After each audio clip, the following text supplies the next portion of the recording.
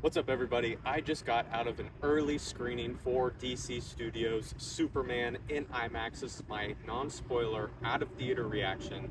We all know that James Gunn had an unbelievable amount of, responsibility for taking over DC Studios and the amount of weight that Superman holds pretty much for the future of this universe. And I mean, we all know the expectations we had for this, and I am happy to say it delivers on all counts. I mean, I think you go down the line just of the performances we got. David Cornsweet, Rachel Brosnahan, Nicholas Hoult.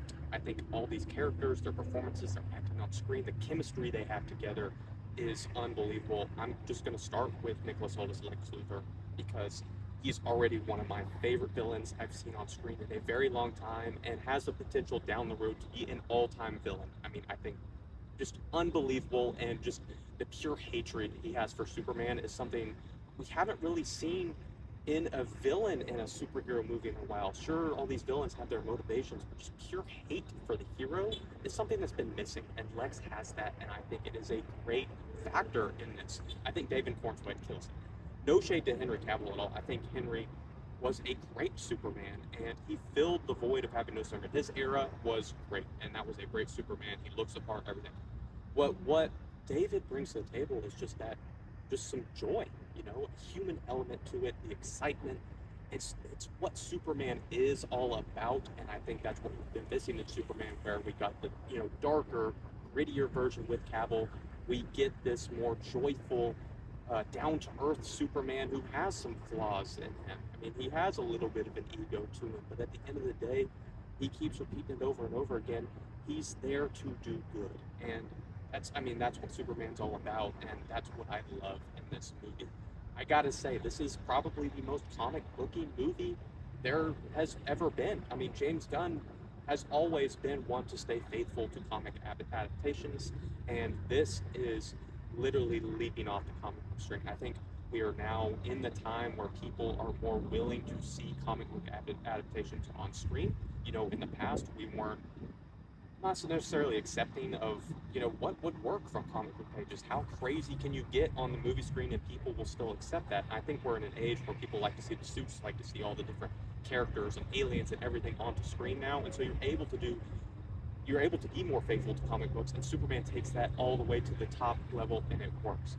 And I think it was amazing. The big takeaway of this is like the DC universe as a whole. How does it set up the DC universe? This is the start of it. I think when we started the MCU, everybody was being introduced to superheroes for the first time. The people in the MCU, it was all a new thing for him, and so the difference in the DCU is that superheroes have already been established in this universe. So how is that going to handle? So you see Superman, we jump right in. He's interacting with the other characters, with Green Lantern, with Hot Girl, with Mr. Terrific.